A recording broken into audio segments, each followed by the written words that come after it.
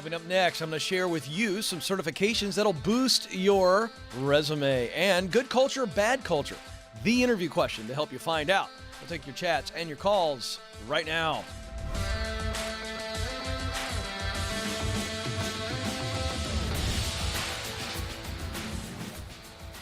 I am coming to you live from our Ramsey Solutions studios in Nashville, and you are joining a conversation about who you are, what you were created to do, where you can do that, where you want to do that, and then the important part, how do you get there?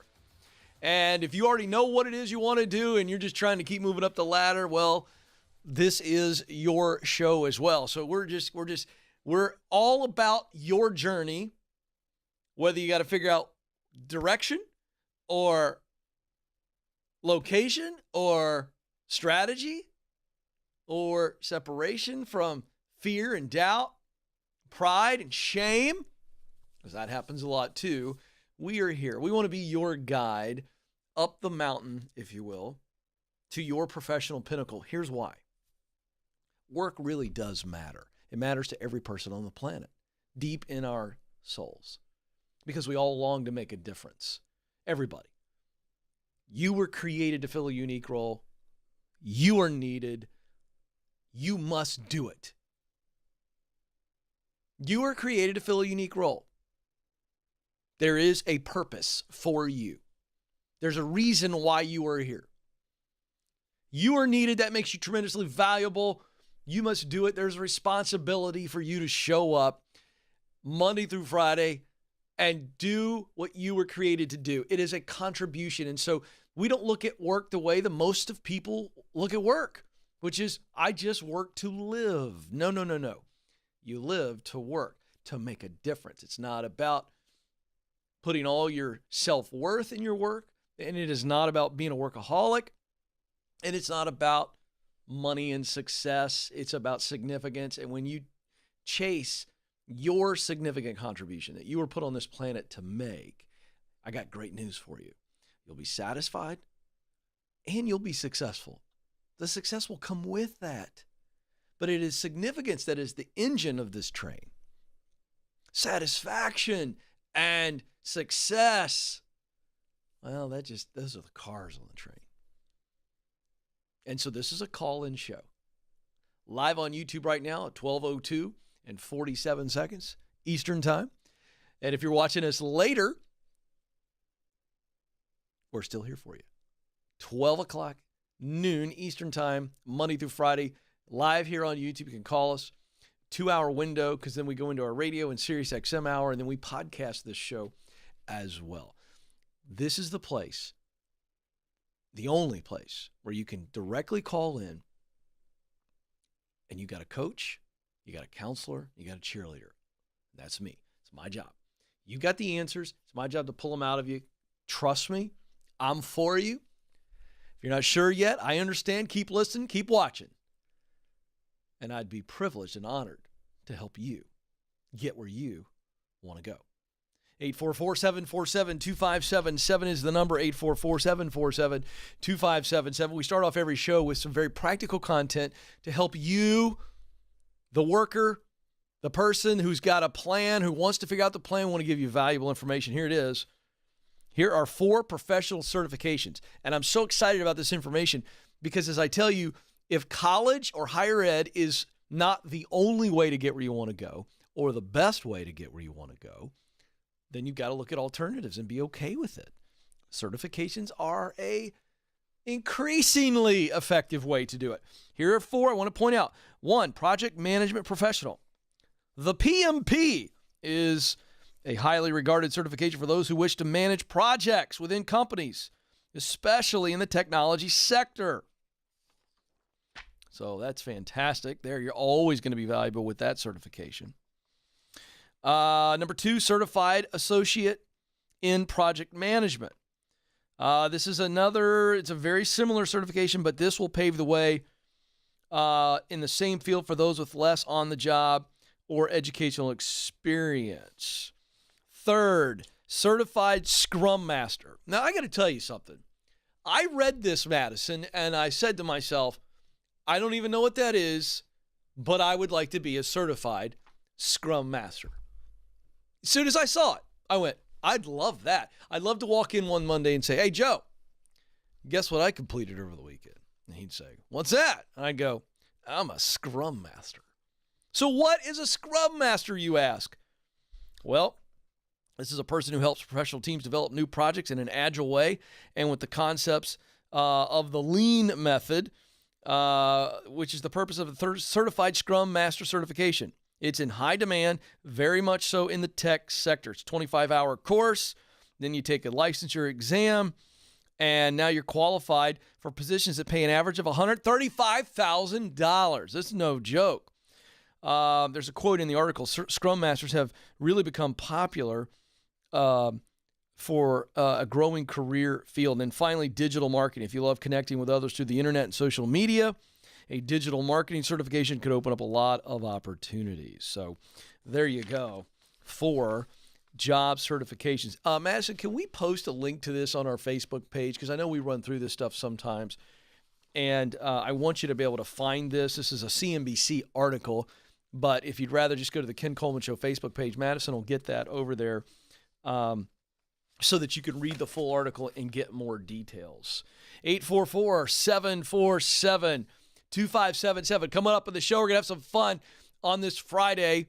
I've got a very special work fail that I might just take up the entire segment with this one work fail. I cannot wait to share this. This is next level misery and idiocy combined for a wonderful story. Because when we're miserable, Joe, there's a high probability that we'll do something stupid. And we have got ourselves the candidate for dumbest work fail of 2021, and we're very early in the year. I'm not sure that anything can top this dude, so we'll share. 844-747-2577. All right, I got the sharpened pencil. Thank you, Joe. We're ready to go.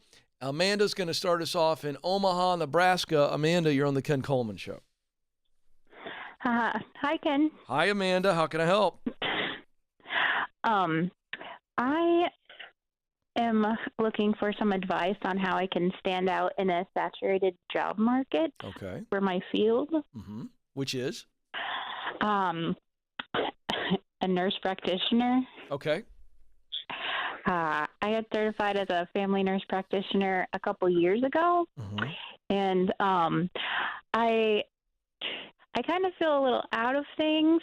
I've been keeping up my education and that kind of thing, but I haven't actually worked in healthcare for 5 years. The last job I had was as an RN, and then I quit my job because I had two young kids, or I had a young child at home, and I just wanted to finish school for my master's degree, because it ended up taking a lot longer than I was expecting. Isn't that how life is? So have you tried to apply? Or tell me what's causing you to call me today. Are you bumping up against challenges of not getting interviews, or you're getting interviews and you're not winning? I mean, tell me what's the context? Where do we stand? I think mainly it's like trying to get an interview. There aren't a lot of jobs available in my area right now, and every time I do find a job that pops up and I apply for it, there's usually like 60 plus applicants for one position. Got it.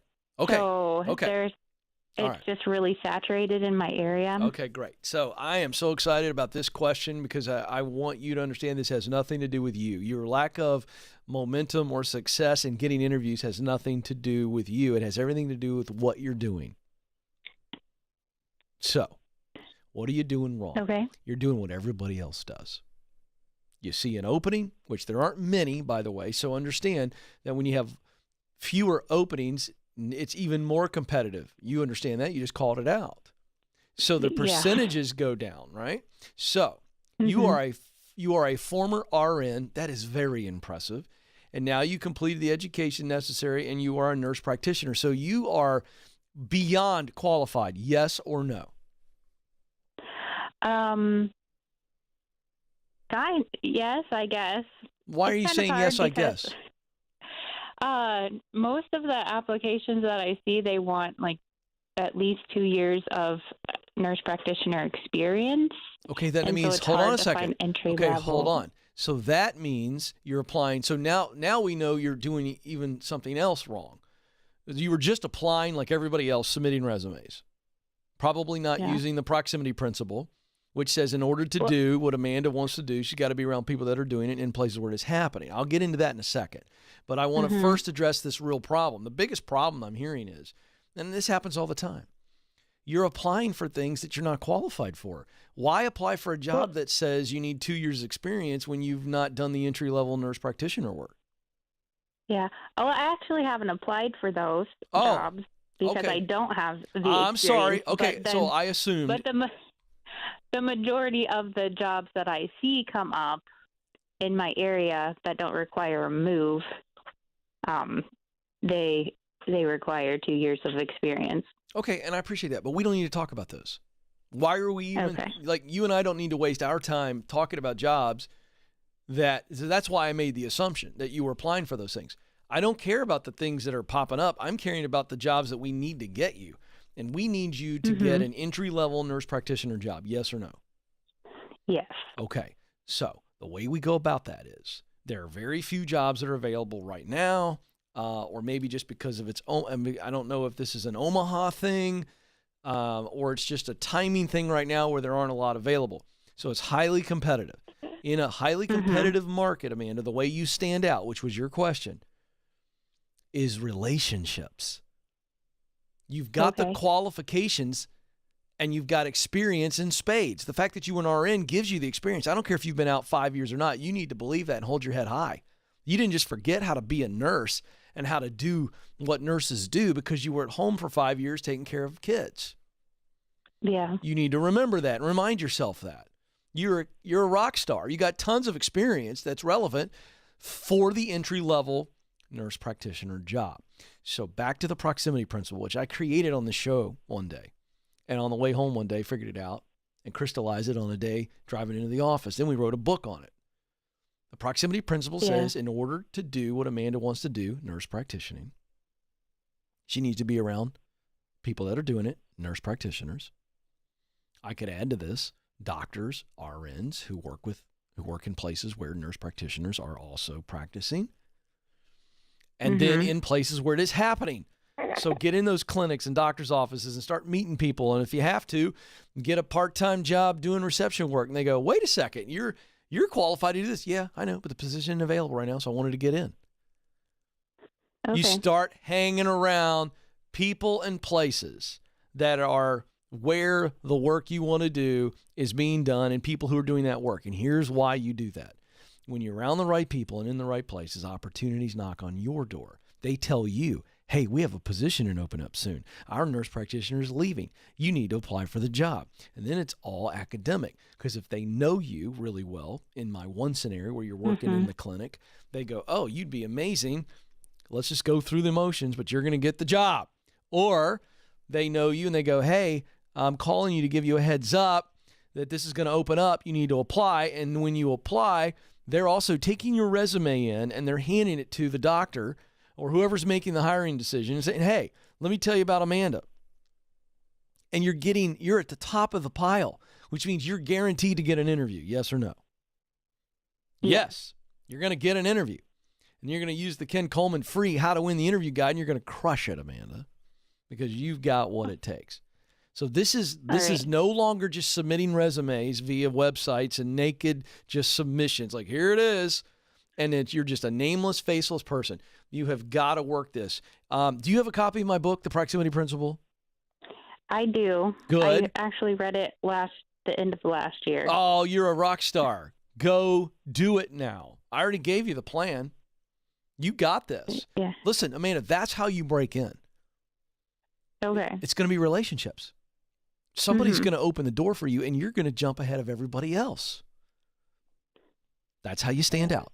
That's the answer to your question. Standing out is about stepping on top of everybody else. And that's not an ugly stepping on everybody else. That's just like, oh, I've got a relationship.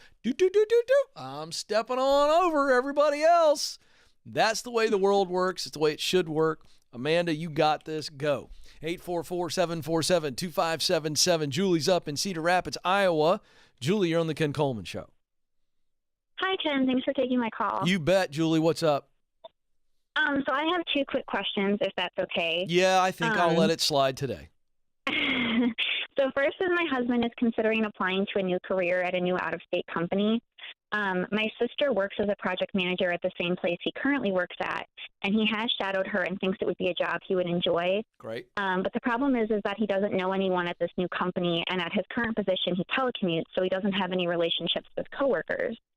So we were wondering if it's okay to put my sister in the Who I Know section of the resume, or if you had a different suggestion. Yeah, I think it is, if I'm understanding this, because the sister, he's applying for a job at the same company that the sister's at? No, it's a different company because he doesn't want to stay at his current company anymore. Totally got it. So he's going to put her in there because she's an actual project manager and she's in the industry, and so she's got the credibility to list her at the top. Yes, and he shadowed her before. Love it. Because that's the absolute way to do it when you can't find anybody in the company. If you can have a professional that is in the same industry that you were in, who at least with their title and what they do, it will at least go, oh, we've got a reference from somebody who's really a professional in this world. Yeah, that is definitely a leg up. And it certainly gets their attention. Yep. All right. What's next? Awesome. And then my second question is, I'm just wondering how I can kind of encourage and push him a little bit more to make the leap and make a job change. He supported me through IDF and everything, and I just want him to be happy when he's not happy right now, but he's still so hesitant because we have two small kids, and we're still in baby step number 2 until June. And he just doesn't want to be worse off in a new position, so he's still scared to move on. This is so great. What is his name? Mike. Okay. Now, Joe, how long before today's live YouTube show right now where Julie and I are talking, how long before that gets posted on YouTube? Trevor? How long? Real quick, somebody talk to me. Right after the show. Right after the show. Okay, the reason I'm saying this, Julie, is will you get him to watch this? Yes. Okay, so here's the deal. We're 17 minutes in. Okay? This is the moment right here where I'm going to talk to your husband. What was his name again? Mike. Mike. Okay, Mike, listen to me. You're amazing, and I understand your concern and potential fear with changing jobs when you're a provider and you got this amazing woman, Julie, and you got the little ones. I get it. But I would never suggest, nor is Julie suggesting, that you take a wild, crazy leap. So what you're going to do is you stay in your current job, and you stay there until you've already got a job offer and you've accepted with a signature on the line. And when you've got that, you know that you're not making a leap. You're taking a broad, beautiful, bold step into the future that you believe that you want. More on that in a second, Mike. But if you believe, Mike, that you have the talent to do this project manager type job, then bet on yourself. You know you're not going to fail. The only way you fail, Mike, is if you go in there and you do something stupid. If you're a bully, or you punch a coworker, or you do something out of a lack of integrity, or you do something creepy and gross, or you steal, or you know what I'm saying, Mike? That's the only way you're going to just fail. We could all get laid off. Anything can happen. But stop worrying about that, Mike. Are you going to do something stupid? I don't think you are. Do you have the talent to do this? I got to believe that you do believe that you have the talent, and you'll get trained and you'll develop more skills. So, Mike, the only way this doesn't work out are forces outside of our control anyway. And I got news for you. Those same forces could come into your current job and kick you out of the nest. So what are you afraid of? The answer is you're afraid of something that you shouldn't be afraid of. And I've been there, and I get it. So, Mike, your wife believes in you. I can tell you I believe in you. So go do it. And you're not going to take a crazy leap. I don't preach leaps on this show. Leaps sound good in motivational quotes and they look good in movies, but it's all a bunch of crap. There's no risk here if you do what you know you're supposed to do. And one final thing on this. Before you've talked, you've shadowed. You've sat with somebody. You know that this is work that you're excited about. So remind yourself, hey, I shadowed, I saw it, and I've got the talent. I've got the passion for it. I enjoy the work, and it produces results that make me feel meaning, talent, passion, mission. Sounds like he's in his sweet spot. Am I right, Julie? Yeah, I think it would be. Does he believe it based on your conversation? Yeah, he's just so hesitant with everything. He overthinks everything. I get it. Mike, look at me, Mike. Yeah. I'm an overanalyzer. I'm in the Hall of Fame of overanalyzing. So join the club, Mike. I'm for you. You need to do this. And Julie believes in you. Man, I'm telling you something right now. There's nothing I won't do if my wife is not on board. If she's on board, I know she's thought through it. I know that she believes in me, and I'm going to go do it. And you got a woman just like that with Julie. So there you go, Julie. I talked directly to Mike. How's that? That's perfect. Thank you so much. You bet. You guys got this. And, hey, one more little message, Mike. Do this. Do it. Bet on yourself. Bet on yourself. You got this. 844-747-2577. All right. Lot to accomplish here. I'm going to teach on the one question. I mean, this is like, I'm dropping gold today because I'm going to, I don't know why, Madison and Joe, I haven't taught on this before, but I've taught around it and I've talked about the topic. But I'm going to reveal to you a few minutes from now the question to ask in your job interview that will let you assess whether or not this company you're interviewing for is a good culture or bad culture. It's like the ultimate kryptonite question. It's going to reveal everything. I'm going to share that with you. We're going to get to your chats. You can hit the bumper, Joe. That's why I pointed at you. We're going to get to your chat questions. We're going to teach on that. And then a great workplace fail. We're going to have some fun on this Friday. Don't move. More Ken Coleman Show coming right up.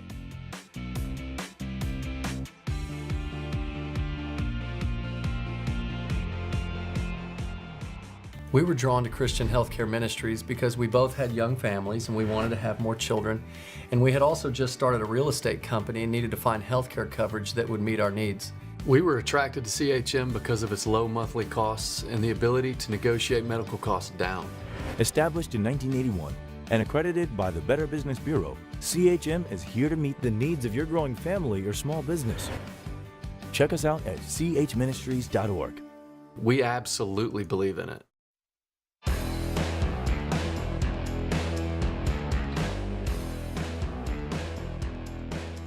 All right, folks, welcome back to the Ken Coleman Show, coming to you from our Ramsey Solutions studios in Nashville.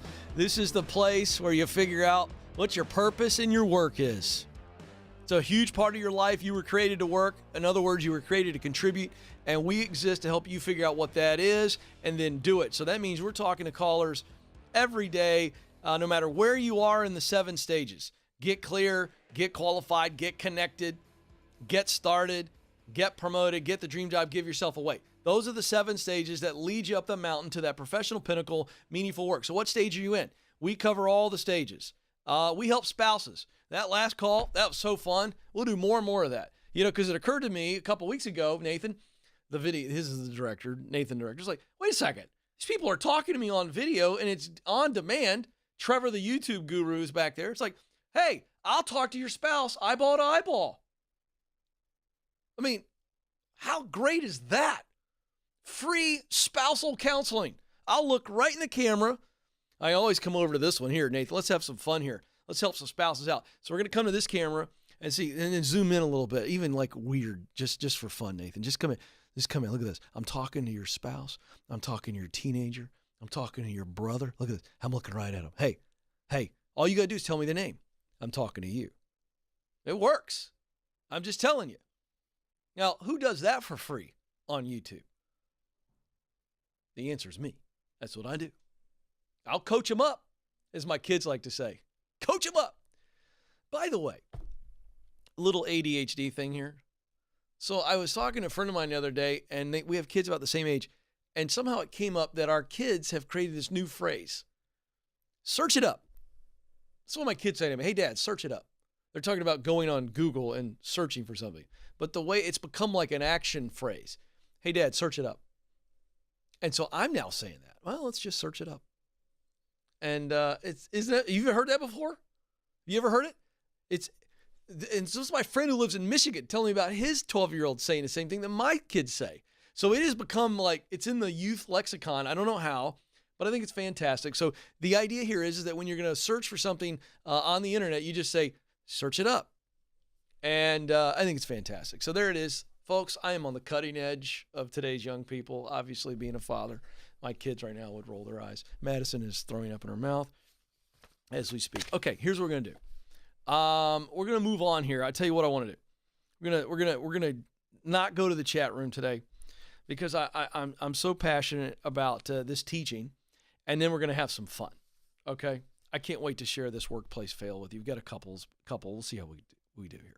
Okay, so I was thinking about this, and I've got some research, and I don't know if I brought it in here as I look for it. Well, this is kind of fun. What did I do with this? Okay, so I don't have it directly in front of me, but it doesn't matter. For some reason, I don't know why I didn't bring it in, Joe. Okay, new research, okay, that says that about 75%, so somewhere in the 70s, as I recall, of people leave because they don't feel like they're appreciated. 78% of people leave a job, not over money, but because they don't feel appreciated. And this was not surprising data to me. However, you got it? 79%. 79. Thank you, Madison. Yeah, because you gave me that article. 79% of people leave work because they don't feel appreciated. So what does that mean?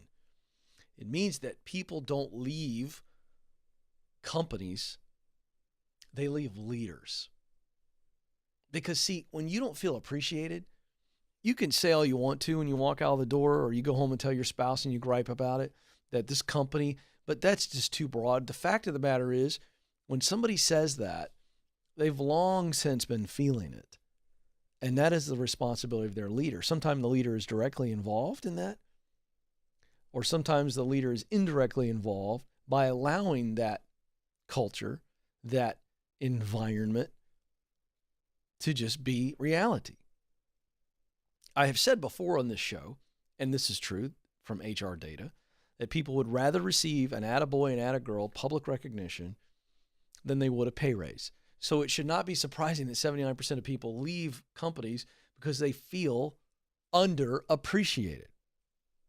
So with that being the context, and you folks are out there interviewing for jobs, and we get this email a lot, we get this question on social media, we get this on the phone, in the job interview process. So there you are being interviewed, and whether it be one interview or multiple interviews, how do you determine if this company that you're interviewing for is a good culture? It's a good place to work. This is a real concern that everyone should have. And so I want to give you the question to ask. You can word it however you want, but this is the question. Nathan's going to throw it on the screen. You're in the interview process. When you get a chance to talk, I want you to say, how does this company recognize and reward employees? Now, very important that you say, how does this company? Here's why. You don't want to look at that person that you're interviewing with and go, how do you do it? Oh, boy. Because that could be really awkward, and they feel like, whoa. You get out of my biz, man. You put them on too much of a hot seat. What you want to do is you want to say, how does the company recognize and reward its employees? The answer to that question is going to be very revealing. Now, I have no idea what someone's going to say there, but I have a general idea of what your responses are going to be. The type of response, rather. The type of response that would warn you, no, is where they have no answer at all, and they basically, well, we don't do a lot of that. We just pay people well and blah, blah, blah. They have good vacation. If they don't have a substantive and specific answer, that should concern you. Then not say that you should not take the job over that, but I would do some more digging with HR and maybe some other sources in the interview process to see if it's just that leader. But that would really concern me if it's just a meandering no answer. Ideally, we want to see a really good answer with some specifics and some excitement coming from that leader. The third response might just be a laundry list of this is what we do. So you see there's some motive, some level of intentionality, but if there's not any juice talking about it, I'd pay attention to that. Because I have gotten call after call after call after call on the show where somebody said, Ken, I stepped in my sweet spot, which is what we say. That's your contribution zone where you're using your talent to perform work you love, passion, to accomplish results that matter very much to you. That's mission, talent, passion, mission. And I've seen people in their sweet spot become miserable in a place within 4 to 6 weeks, sometimes shorter. And that's what we define as doing the right thing in the wrong place. Place is huge. Culture is huge. And there's a scourge of really toxic cultures in this country. And at Ramsey Solutions, we've got Entree Leadership and we've got the Ken Coleman Show. And we're going to join forces. And I'm going to be very intentional about this, trying to help leaders understand what you folks are telling me. Because it's a massive problem. Big time problem. So, the question to ask in your job interviews that will begin to reveal so much about whether or not it's a healthy culture is, how does the company recognize and reward its employees? Recognition is huge. Rewarding, huge. And it's not all bonuses. The financial rewards, it can't be limited to bonuses. If the answer is, well, we do this bonus structure, money's not what people want. They want recognition. And the rewards ought to be personal in nature. I've said this before. I love football. I love football. And I love our Tennessee Titans here, our NFL franchise. And a couple years ago, the leadership here rewarded me with really killer seats on the 50-yard line for me and my family, just because of some other stuff that I did. And again, the financial, they could have cut a check. They could have, whatever. But that meant so much more to me because my family got to have a direct experience as part of the reward. And that's not something that I do all the time or would have done. And so the reward and the recognition is a huge piece. You better do your research on that. You can check into social media on that. You can look on LinkedIn, ask questions. People will willingly give you real answers on whether or not their company recognizes and rewards their employees on a regular basis. It should be a part of the regular culture. If it's not, I'd be wary of that. 844-747-2577. Okay, we ready for some workplace fails? All right, very good. This has been fun for me. Okay, so now this one is a guy by the name of Maurice, and this is important to check your emails before you send them, right? I'm an author, so we do heavy editing of a manuscript, okay? But what we don't do many times is we don't look at our emails before we fire them off to a client or to a coworker, and this one falls in that category. Maurice is the guy's name. He said, this is the most embarrassing email exchange I ever had. I sent an email, and he doesn't say who, whether this is a customer or a coworker. He just says, they replied and called me Matisse. His name is Maurice, Maurice. They replied and called him Matisse, Matisse. All right. He replies then, really upset. He says, I replied with a stink about how my name is properly spelled and that if you would spell my name right, it would mean a lot to me. They replied, check your first email, to which I did, and I had misspelled my own name. Matisse.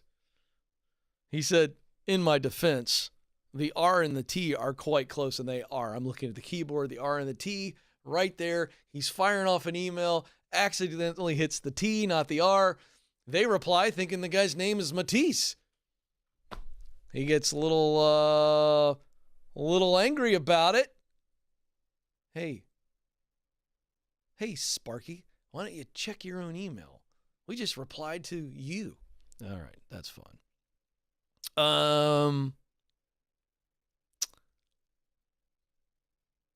Let's see here. We got another one I want to share here. I'm scrolling down. Let's see. Oh, this is fun. I was applying for, and this is what not to do. All right.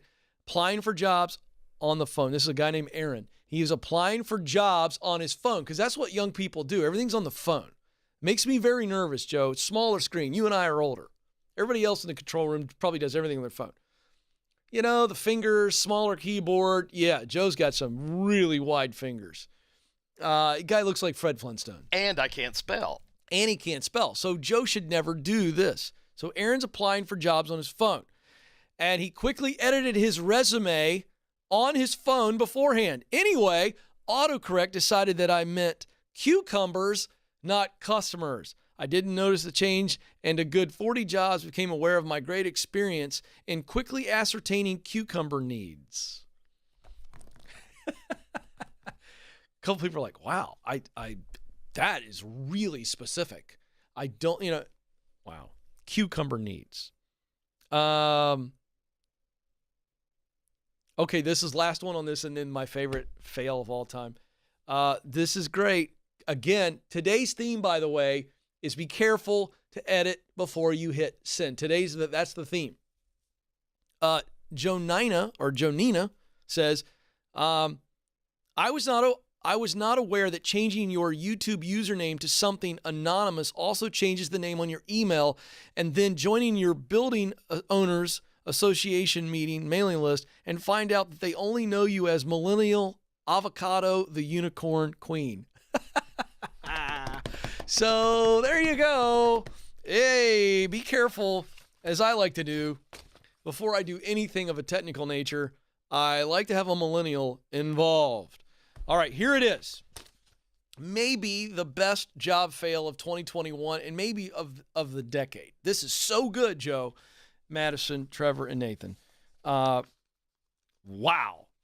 Here we go. East Valley man is accused of binding his own hands, gagging himself, and faking his own kidnapping to get out of work. 19-year-old, I'm not going to say the guy's last name because I just think that's so wrong. But the article does. But if you want to look up this guy's last name, that's fine. I'm going to try to spare him some. Why? I'm making fun of him right now. Police say 19-year-old Brandon Souls, a resident of Coolidge. Where is that, by the way?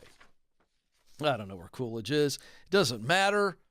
Was found with his hands tied and a bandana in his mouth. Officers announced the kidnapping was staged after numerous rumors were spreading through the town.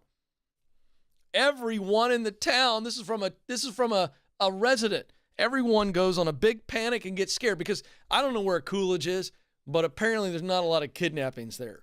Okay? So now everybody in Coolidge is freaking out. This is a 19-year-old kid, which makes it scarier. Do you know what I mean? Police say Souls told them that two men hit him, put him in a car, then left him near the water tower. I also love the strategic location that Brandon put himself in. He thinks, I know what. I'll tie myself up, which I've got questions about that.